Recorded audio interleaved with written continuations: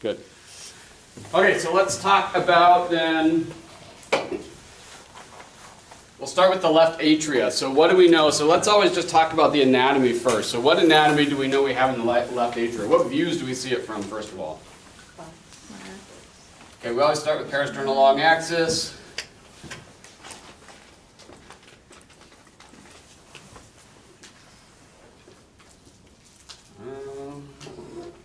I'm going to draw some mini views here. What's the next view that we see it in?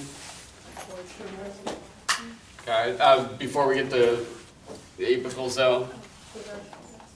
So we see it here. We're going to do some measurements there. That's our first measurement place is the left atria. We do it in both M mode and 2D, right? So the dimensions on that are going to be looking at it in this dimension, basically across the size of it that way, right? That's what we've done so far in lab. Then the next place we come across it, we do see it in parasternal short axis at the base. My leaflet's going the right direction. Sorry, these are really crappy, but so left atria is here. Okay, so we see it in this view. Do we measure it there? No. What do we want to note in that view, do you think? Okay, so we want to look at the interatrial septum in this view. So I'm just going to kind of leave these up here as we talk about the different things. We're going to note the size of it. We're not going to measure it here, but we are going to note if it's really big, if the septum's bowing, if there's something weird going on there. We do stick color Doppler on it, so this is one place. This is actually the first place that we're going to look where you may get a clue that there's an ASD or PFO that we'll talk about. Okay. Next place we see it is sort of at the mitral valve level. We're seeing part atria, but for the most part we're going to see it in the base view. Then our apex. So apical 4, we see it there. Okay, we'll talk about measurements, but this is where we do most of the measurements for the left atria. Okay, so you're going to note, visually speaking, you're going to note the size between the atria, the left atria and the right atria, and then also between that and the ventricles themselves, looking at a correlation of size. We don't want the atria to be larger than the ventricles. We don't want one atria to be huge and the other one kind of compressed. They should be somewhat symmetrical. If they're not, it's a clue that something is wrong. Okay, what other views do we see it from? So two chamber, good. I mean, technically we see it on 5 as well, but that's not a good place to evaluate it. Okay, so 2 chamber, what else? And 3, which is the same as the long axis view, parasternal.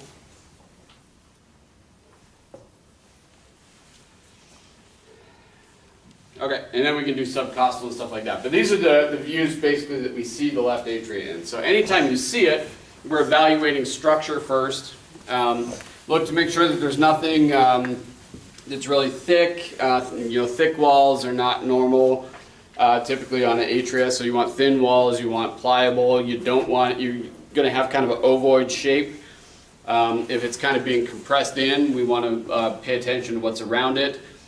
Make sure that there's no masses and stuff hanging off walls inside it or outside if you can see it.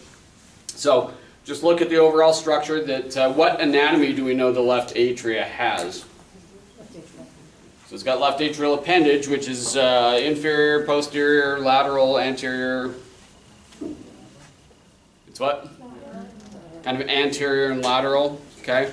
So usually it's an anterior structure, so again, as we're looking at the 2-chamber view, that's a clue that you've got the anterior walls on that side. Okay, making sure that these are oriented correctly. I know in some labs people have had them backwards. Those anatomical references are clues to set your image up correctly. If you don't have it set up correctly, you're going to misdiagnose the patient. So what's behind the left atria on the inferior side or posterior side? Is what? Not pulmonary vein. coronary sinus, okay? So always look for that also. So I usually draw that in right behind here. Okay, on the 3-chamber view it'd be there, 2-chamber view it's going to be there. Just curious, what other anatomy sits behind the left atria?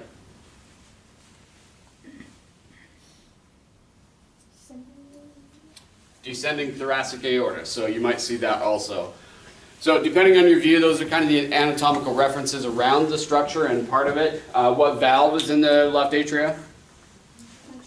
So it's mitral valve. Good. So know the anatomy of that. So what else comes and empties into the to the left atria? We don't necessarily see it on most of our views very well. So we've got pulmonary veins, and we've got what, 3 of those? 4 of those, and they are? Right upper, right lower, left upper, left lower. So right upper pulmonary vein is the one that we always Doppler from transthoracic perspective. But again, there is the left upper that comes up here. You also have the left lower. I'm just going to dot it in there. These 4 veins dump in, and of course they're coming from those respective areas of the lungs back into the left atria. So we're getting oxygenated blood that comes from the lungs through those pulmonary veins. Do the pulmonary veins have valves? They do not, okay? And we talked about the SD and A waves and stuff like that when we spectral Doppler on last section. But those are important to be able to know because we will Doppler those. And they give us kind of an idea of the pressures and things that are associated with the left atrium. Now, I don't go too much into pressures, but from your hemo stuff, what is a normal left atrial pressure? Oh, crap. 2 to 6, 2 to 6, 2 to 8. No, that's That's right atrium. That's the only one we know. All right. So for registry, it is, they could ask you questions on pressures and oxygenation. So you do want to kind of be at least familiar with those terms enough to be able to know relative to other chambers what it is when it comes to registry. So kind of know what that is. So that is left atria, and then so that is the anatomy. Okay, we talked briefly about Doppler. What does a Doppler look like when we're, so we'll talk about mitral valve Doppler. So where do I put my pulse wave sample for that? So tips of the mitral leaflets just on the LV side, right? Usually in 4-chamber view. What does it look like on Doppler? Am I looking mostly above baseline or below baseline? Above baseline, so my baseline should be moved down, but not all the way to the bottom. Okay, what do we have? So we usually have the E wave and the A wave. Okay, and again, I'll draw the deceleration slopes and stuff different ways. It all depends on what pathology and stuff is going on. The A waves can be very close to it there, depending on how fast my heart rate is. So it could be almost blending together. So be aware as you look at these different Dopplers, they can look differently. It's not always going to be a nice E wave with let's not draw that. It's not always going to look like this. Okay. My diastasis area may I may have some forward flow going through there. It may be no flow going through there. Both of those are okay. My deceleration time may be different depending on how much pressure is in the left atria or what kind of pathology is going on with the valve. Okay, so we'll draw it differently, but that's pretty much what we're looking for: an E and an A wave in most conditions. Going to kind of jump ahead. It's not exactly in order, but what happens when I have AFib? There's no A wave. So go back to those slides and take a look. What does it look like? It has those 3 examples that we had of what it looks like with a normal E and A pattern, and then in the exact same patient when they didn't have it and they went into AFib. Because AFib kind of comes in and out as you're scanning. So sometimes you're going to be scanning, you're like, I don't really see the A wave. Well, check it. You might be in AFib during that time. Many of our patients will have AFib. So what is that going to look like? Usually a little bit bigger E wave, especially if it's kind of a run of it, because your volume is all contained in there. You might get a little bit of runoff, but we're not going to get that. So I might get just multiple waves, multiple E waves. Don't just make the assumption that one of those is an A wave. Make sure that you actually have an A wave. Especially if the heart rate becomes erratic and not consistent. Okay? All right. And Doppler measurement, just as a quick review from last time, what things do we measure on a mitral inflow? So, mitral inflow, Doppler. EPSS is applicable to mitral valve, but that is MA. Okay. So we measure peak of the E wave, peak of the A, decel time, and A-dur. That's a bad arrow. So those are the things that we're going to measure on mitral inflow.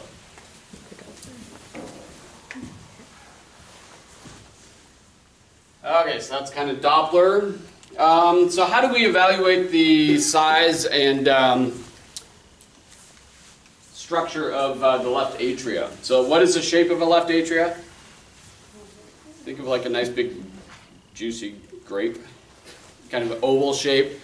But it should be full, right? So we don't want it super stretched out, but it should be a nice oval shape. If we're getting very rounded, like as far as like a round spherical type of shape, then that's not normal.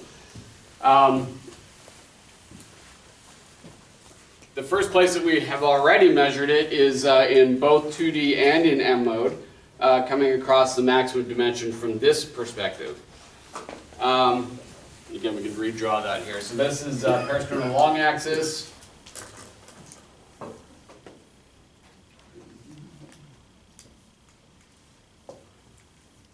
I'll draw it in the zoom version here, but it doesn't really matter.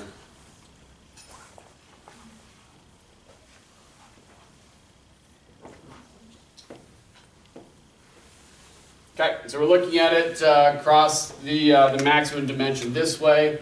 What is this type of measurement? How is it done? Is it inner to inner? Leading edge to leading edge? Yes. So that means you're just inside the aorta, perpendicular across the chamber. Okay. Now in this case I'm measuring it close to the valve, but you're going to do it at the widest part of that. So if the widest part of it happens to be over here, we'll measure it over there. That's okay. We want to, if we're looking for a full volume of something, we need to measure it at its bigger area. So this is the first measurement. What was the second one that we would measure? Because you've all done your reading ahead of time, right?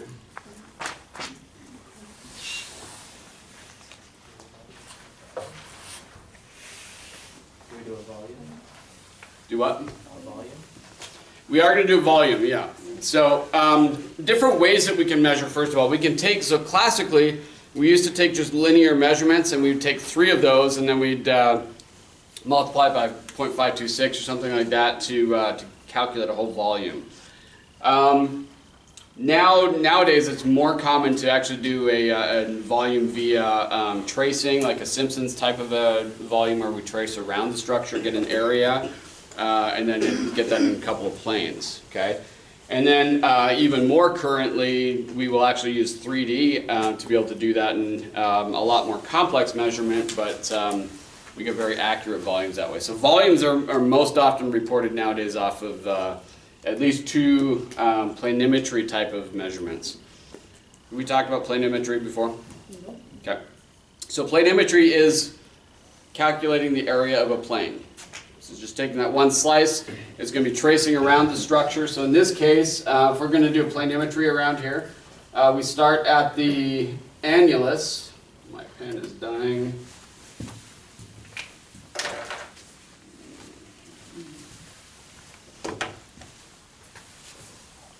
So we're going to start at the annulus with our caliper, and we're going to trace around the inside to the other annulus. You press your enter key and it will just extrapolate a line right across the annulus. Okay, we don't actually trace up to the valve tip, so you always only go to the annulus. And then the system will calculate an area of that. Now, we also do what's called an area length measurement. So this is the area of this planimetry. Then it always takes the midpoint of your, between your annulus and goes to the maximum length of the structure, which ideally is straight down, but sometimes it's off a little bit. With that, we get like your Simpson's method of disks. The system will calculate these little areas of disks and stuff and the volumes of those disks, and they'll add them together to get our volume, just like Simpson's. Okay? In fact, if you're on the HP 5500s, they do not have a volume package for the left atria, but if you do a tracing, so you press your trace, do the tracing around it, and then put an additional caliper for the maximal length, it will automatically kick it in and become a volume on that system. So each system's a little bit different. So that's how we measure this. If I'm doing it in 2D, which is possible as well, instead of doing this area length this way, you're going to do a measurement just across the widest part, and then the same measurement down straight down the middle. Okay? If you're ever looking at these, the long one is called the major axis. Sorry, we're totally losing ink on this. And then the other one, the short axis, is the minor. So yeah, major is the length of it, minor is the short axis of it from an apical perspective. Okay? So old school measurement, we take this one, which is 90 degrees to this. So this is 90 degrees to these two. So remember, we have 3 orthogonal dimensions, which means that they're 90 degrees to each other. So we have that one there, the minor and the major, and this combined together, we can calculate a volume based off that. Or you can do the area length measurement, which is tracing it with the planimetry with the maximum length in that dimension. So that's my volumes and measurements. Any questions on measuring that? Okay, when do you think you would want to measure this? What timing of the cycle? Same time I would do this normally, which is? Okay, so left ventricular systole.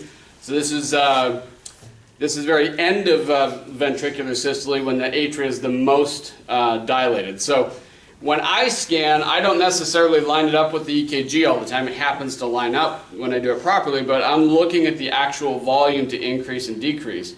One of the most common measurements, errors that students will make is that they measure this the same time they do the aortic root. When is my aortic root supposed to be taken? Okay, so end diastole. So 2 very different timings, but often I'm seeing them measure this, and then I see the left atria, and it's this little itty-bitty thing because it's all just emptied, okay, at that part of the cycle. So it's important to get it when it's fullest. Okay? Same thing with the apical view. We're only going to trace this when it's as full as it can possibly be, which should be right after the atrial kick, where we get that, or sorry, just before, let's back that up, before the atria opens up. So you can scroll it, watch it get really big. As soon as the mitral valve leaflet's open, then scroll backwards again until it shuts. Okay? As soon as the valve is open, I no longer have that biggest volume. Any questions about the measurements? Okay, it's pretty straightforward. I don't remember when I have you start measuring this in lab, but you can start measuring it if you like. Anytime you want. Okay, so that is measurement and volume. Okay. So other part of anatomy. Let me just redraw the atria. So what sits between the right and left atria? Okay, so we got intraatrial septum. What 2 components of that makes up the intraatrial septum? We got the septum primum and septum secundum. Okay?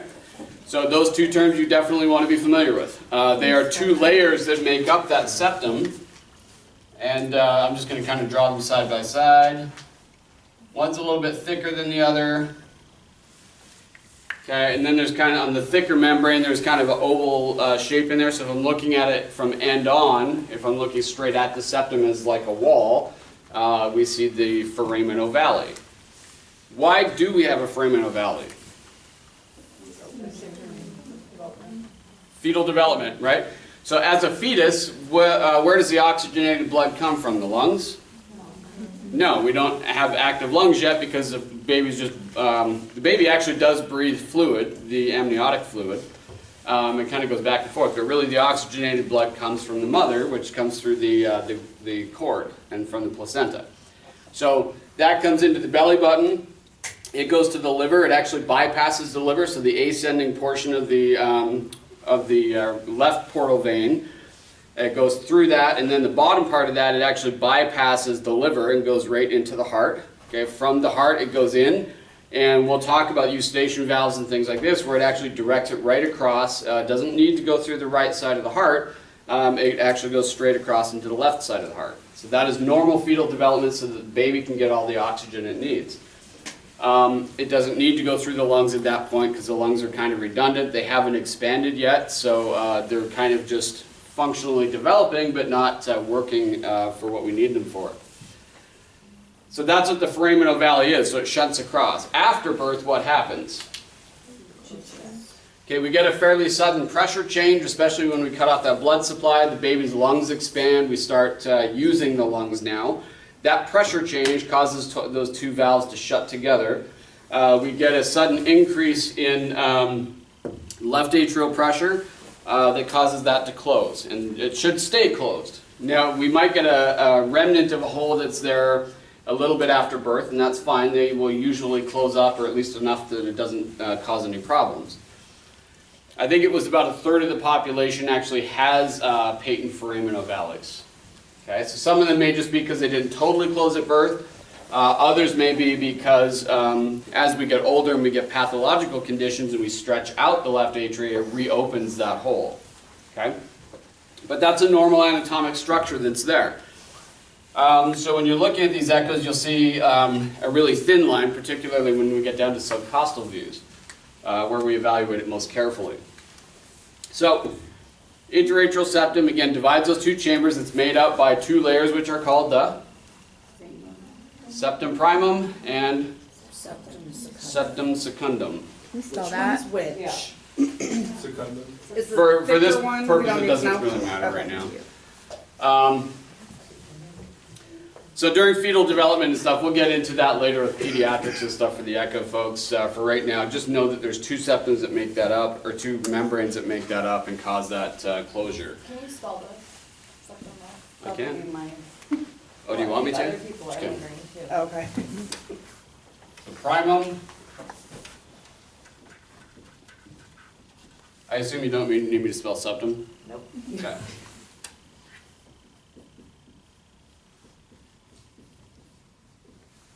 You can read my spelling. So septum primum, septum secundum.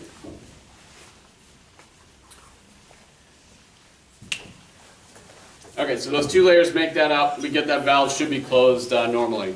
Now, what are we looking at? What possibilities could we have with the atrial septum, and what problems could we arise with that? So obviously, if I've got a natural structure that is there, that's supposed to be a closed valve, I already mentioned if we change things significantly, we can reopen that valve, right?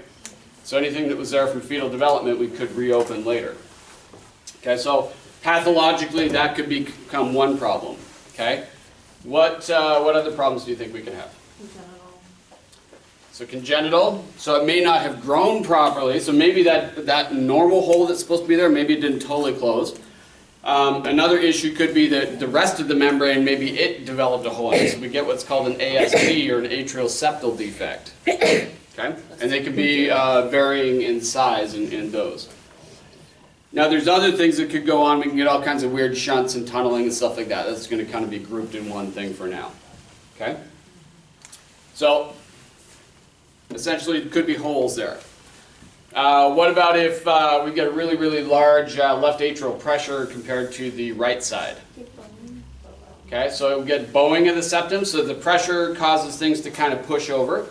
If we get a consistently very large atria, We're going to stretch it, so we could get redundant walls. Maybe somebody grew with redundant walls, in other words, that they're longer than they should be, and that can cause some problems. So between the septum, we're not supposed to get blood in somebody who's been born, right? In a person that's independent by themselves. But we're going to sometimes get some bowing that goes across. That may reopen things. So we are going to be looking in color Doppler at these views, looking to see if there's any kind of blood coming across that. Okay? If it's a small hole and I've got a Doppler on there, do you think it's more likely to see that, or do you think it's likely to see a big hole? Big hole. You would think.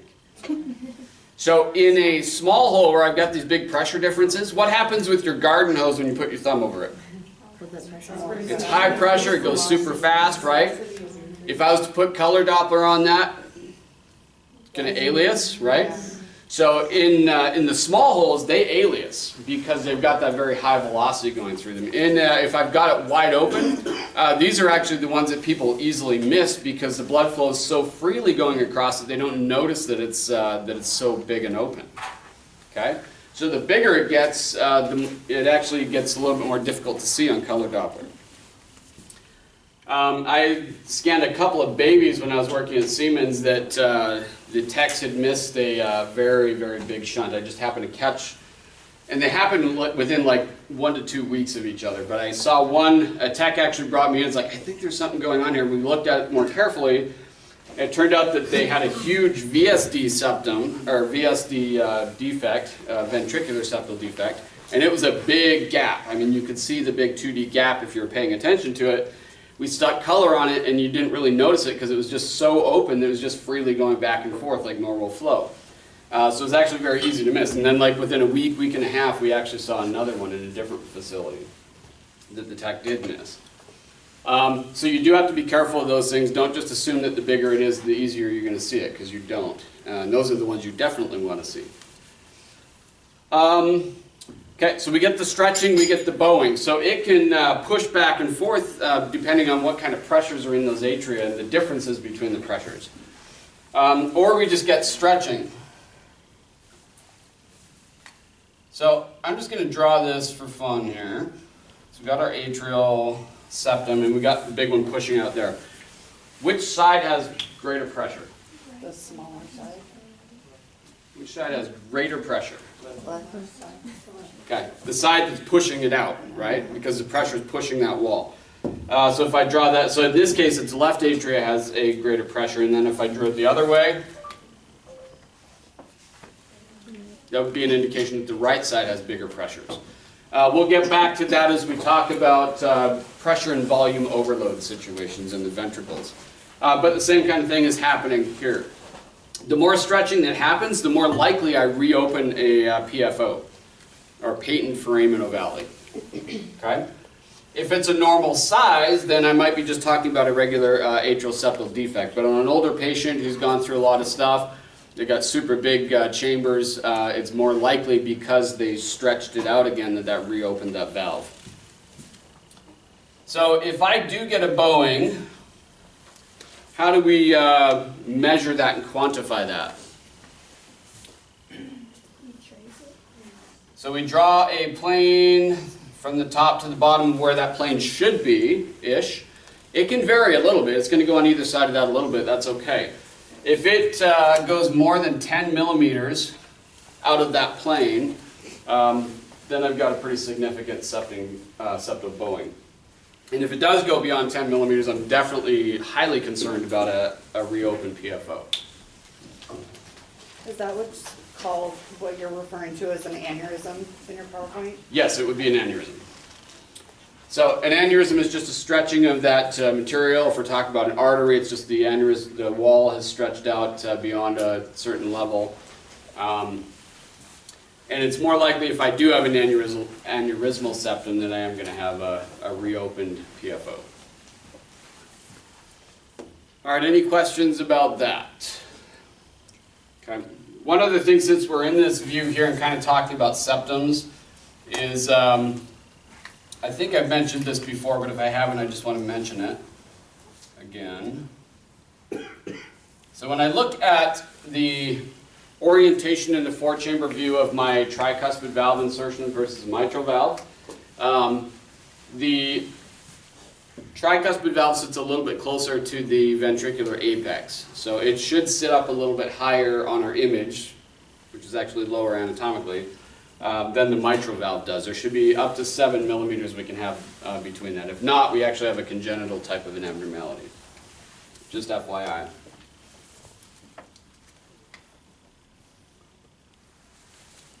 Okay. So ASD, PFO. If we do have a possibility of a PFO, how do we determine that? Bubble study. Okay, we do bubble studies, yes. So first of all, is this view going to be able to detect at all any kind of a shunt? You can, but it's not optimal. Why, if I've got a shunt going across here, why is that not an optimal view to see that? Okay. Yeah, we're 90 degrees to the flow direction. Okay. We first of all always look for a gap in 2D. So if I don't see a gap in 2D, we stick the color on. You may or may not see that very well, so it'd be easy to miss. Okay. Why do you think we would not see the gap in 2D from this perspective? Shadowing? Yeah. So I've got the structures in front of it, and those are just casting across shadows and stuff like that. So I may not see that as well as I should. So it's not an optimal view to pick up holes in the heart that go between chambers, both the ventricle and the atria. So it's very easy to miss these. So if I do have a concern about it, we've got that big bowing septum. It's maybe an aneurysmal septum. Maybe the patient has come in with TIAs. They have transient ischemic attacks. Maybe they have blood clots in their legs fairly regularly, and they're concerned about that. We do studies, a lot of echoes for that purpose, and we're looking to see if there's that connection between it. Because if I do get blood clots coming through here, they could go across that, go up through the left heart, and then where does it go from there? Possibly the brain, possibly other organs and stuff like that, and can cause organ failure. So it's important that we catch these. We do, again, a lot of studies for this reason. So we want to rule out the PFO, so we do a contrast study. So this contrast, what do we use? What's the, what chemicals do we use? So Definity is a brand name medication type thing. It's done as a drug, but that is not what we use for this. We do use Definity as a contrast for other things, but not for shunts. Okay? Why do you think we would not use Definity for shunts? You guys don't know enough about Definity yet. Okay, so bubbles, we're going to use little tiny bubbles. Now normally you don't go and inject a big bolus of air into somebody's veins. Okay, that's usually not kindly thought of. Why? Air embolism. You get air embolisms. Now, if we're injecting it into a vein, it goes up and it hits the lungs. We can get a PE. They can kill people. You see that in the TV shows all the time when they want to actually kill somebody. We are injecting air into the body, but we use saline solution, so it's good for the blood. It's harmless to the blood because that's the basis of our fluid portion of the blood. We take 2 syringes and we hook them together with what's called a stopcock, and it's basically a 3-way valve shunt type thing. We shut it off so that it doesn't go into the body. It just goes between the 2 syringes. We take saline solution in the syringe plus some air. So we get an air bubble inside the syringe, and then we go back and forth with that, and that's called agitated saline. So we agitate it so we create small bubbles. Then we quickly open the stopcock and then push it through into the blood. Okay? That goes usually into the vein, usually on a right arm just because of the way we're scanning, but it could go into a vein anywhere. That goes through and then it goes into the right heart. Okay? That lights up my right heart. So these little tiny microbubbles, they are really bright on my echo. So the right heart fills up with bubbles, but it should not go across to the left heart. So my left heart should be preserved and show only black fluid, okay, on ultrasound. The reason we don't get into the left heart is because these bubbles are small, but they're not so small that they can get through the capillary beds of the lungs and go to the left heart. So they actually rupture in the lungs and they don't cause any problems. And then it just kind of dissipates. So this is a specific to the right heart issues using saline, agitated saline. So it fills up the right side, should not go across. If we do have this go across, that means I've got a connection somewhere. Okay, if it happens within the first 4 seconds, it's in the heart. Okay, that's showing me that there's a shunt in the heart. If it's more than 4 seconds, then that's telling me that there's a shunt somewhere in the lungs, like an AV fistula. Okay, so just the fact that I see bubbles in the left heart doesn't mean it's the heart that's the cause of it, that caused that hole. It could be in the lungs. So it all depends on the timing of when I inject it to when I see it. When we do bubble studies on echo, we'll usually increase this to about a 10-beat clip. So I'm going to take my clip as soon as they push that in. We're going to watch the bubbles come through the right heart. If any time during that I see bubbles in the left side, that means that there is a shunt somewhere. Less than 4 seconds indicates that it's that there's a hole in the heart, and then again more than 4 seconds is in the lungs.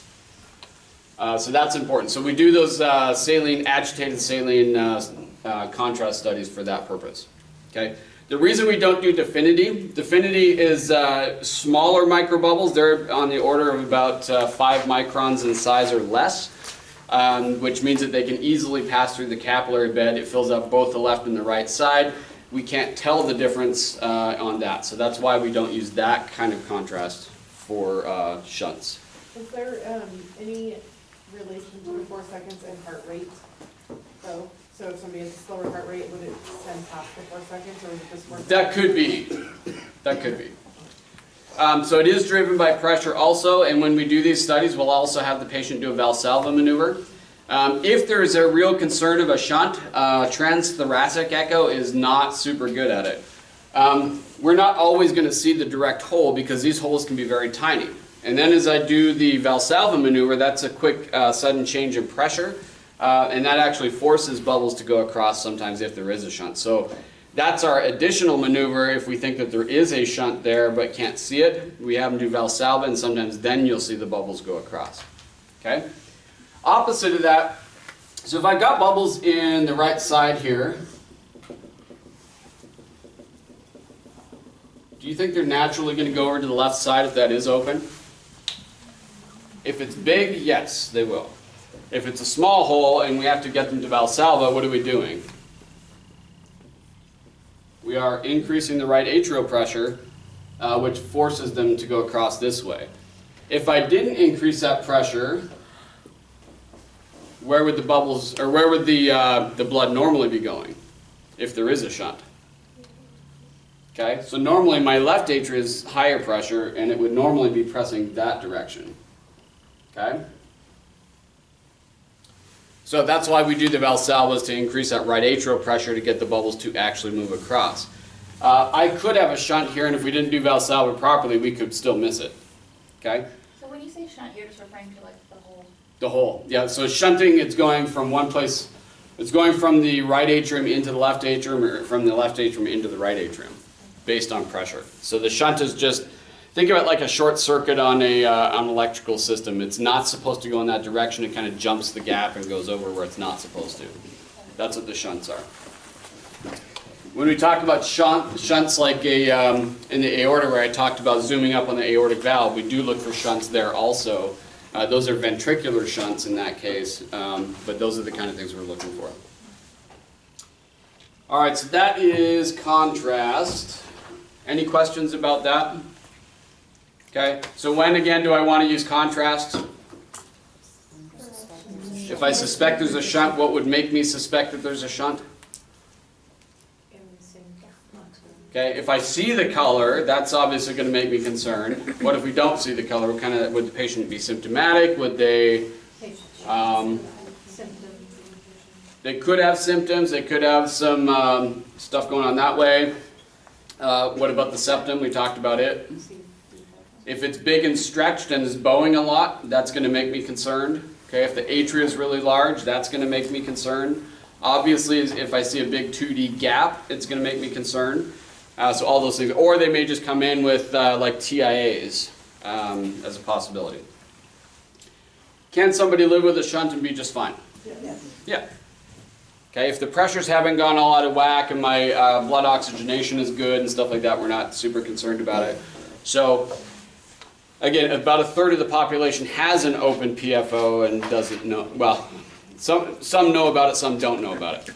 Okay, is it a big deal? It's really not a big deal unless they're symptomatic. It does become a bigger deal if they're prone to getting clots in their legs, because now we're a higher risk of having TIAs and actual strokes.